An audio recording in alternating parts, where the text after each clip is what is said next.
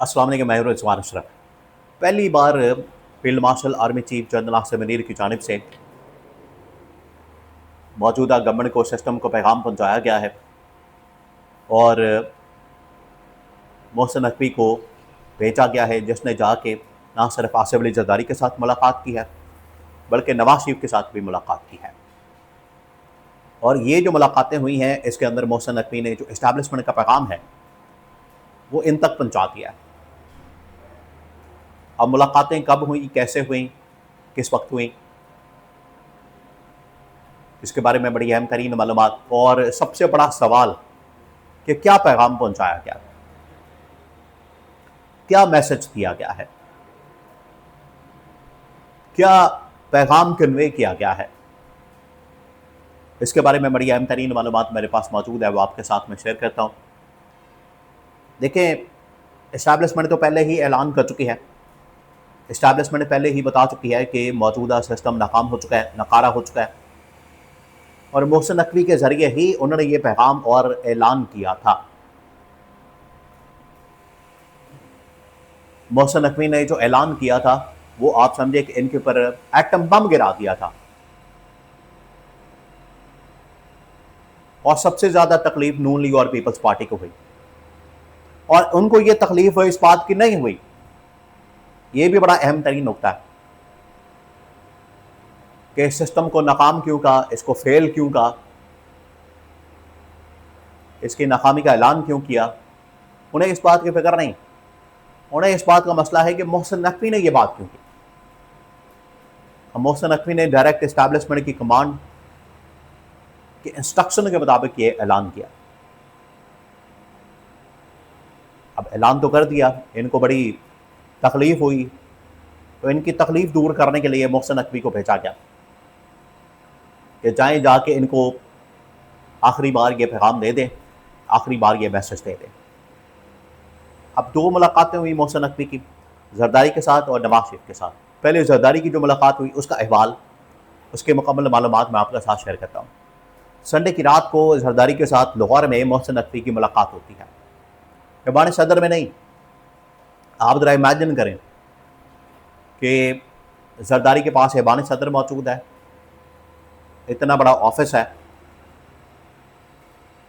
लेकिन ऐवान सदर में उसने कॉल नहीं किया, ऐवान सदर में उसने नहीं बुलाया, बल्कि लाहौर के अंदर बिलावल हाउस में जरदारी ने मोहसिन नकवी को बुला के तो वहाँ पर मुलाकात की, क्योंकि पैगाम चला गया था कि मुलाकात करनी है, लिहाजा टाइम दे। उन्होंने कहा कि लाहौर आएँ और बिलावल हाउस में मुलाकात करें।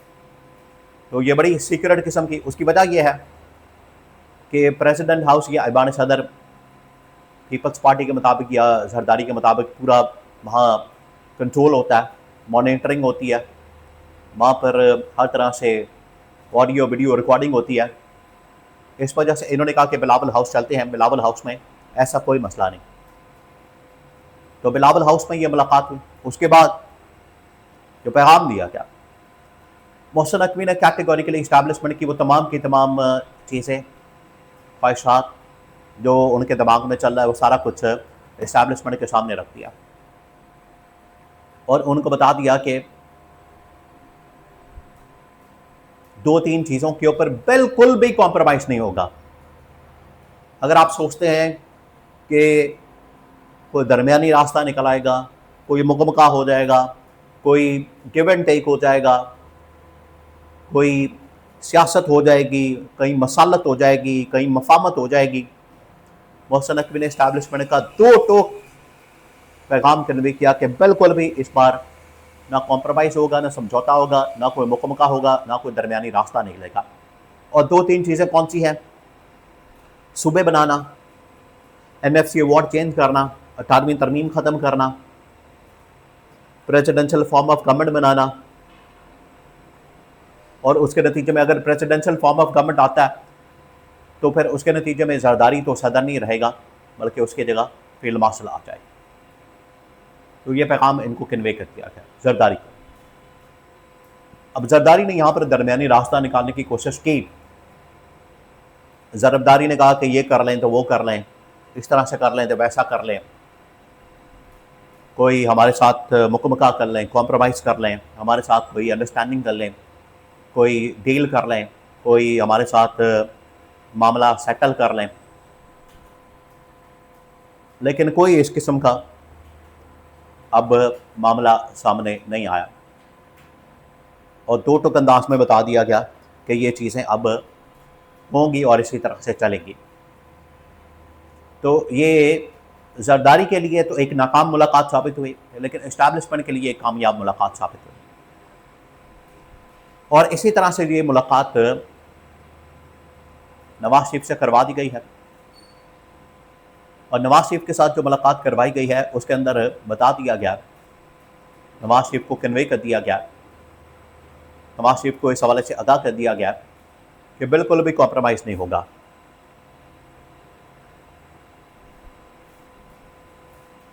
और जो भी अब चीज़ें होंगी, जो इस्टेब्लिशमेंट ने प्लान दे दिया, जो इस्टेब्लिशमेंट ने बात कर दी है,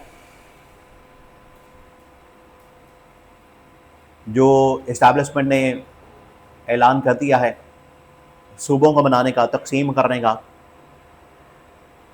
और गवर्नमेंट की नाकामी के बाद इनको फारग करने का, ये बिल्कुल ऐसा ही होगा। ये इस्टेब्लिशमेंट ने पैगाम नून लीग और नवाज शरीफ को भी पहुंचा दिया। तो नवाज शरीफ को पहुंचाना असल में शहबाज शरीफ को पहुंचाने के मुतरादिफ है, या पूरी नून लीग को पहुंचाने के मुतरादिफ है, या पूरा शरीफ ख़ानदान, और जरदारी को पैगाम देना पूरी पीपल्स पार्टी और पूरा जरदारी ख़ानदान को पैगाम देना। तो अब आप समझें कि इस्टेब्लिशमेंट ने खुलकर ये बात कर दी है और खुलकर इनके सामने मामला रख दिया कि अब इस सिलसिले में कोई कॉम्प्रोमाइज़ नहीं होगा। अपने मफादात, अपने इंटरेस्ट आप छोड़ें, अपने जो आपके मसाइल हैं वो छोड़ें, अपनी जो आपकी चीज़ें हैं वो छोड़ें और अवामी मफाद में काम करें, अवामी इंटरेस्ट में काम करें।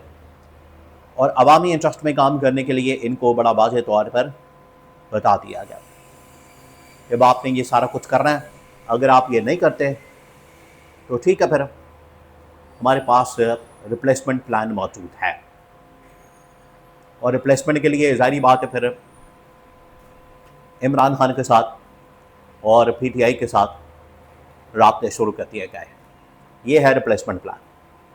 अगर ये समझते हैं कि इनको हटाया नहीं जा सकता, रिप्लेसमेंट में कोई है नहीं, तो बिल्कुल इस्टेब्लिशमेंट के पास रिप्लेसमेंट मौजूद है और उसके लिए ना सिर्फ इमरान खान PTI आ सकते हैं बल्कि मज़ीद भी ऑप्शन मौजूद है।